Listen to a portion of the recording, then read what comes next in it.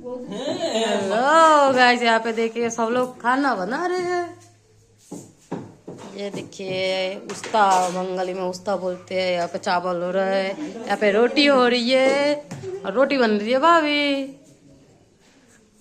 और यहाँ पे बात बना रही अंडा। यहाँ पे देखिए ये क्या है, गरम पानी गरम करने का मशीन है।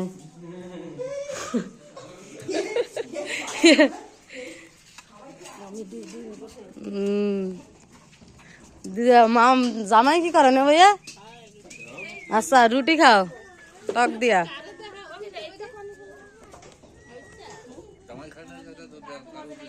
রুটি খাও না, ভাত খাইয়ে অনেক চলে যাচ্ছে আমরা। केले केले।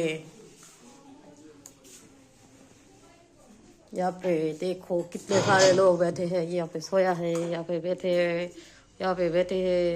ओए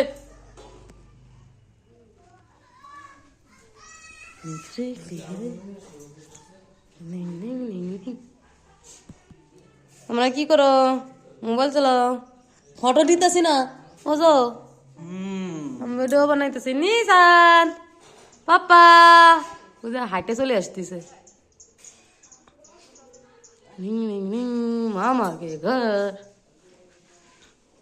কেউ নাই।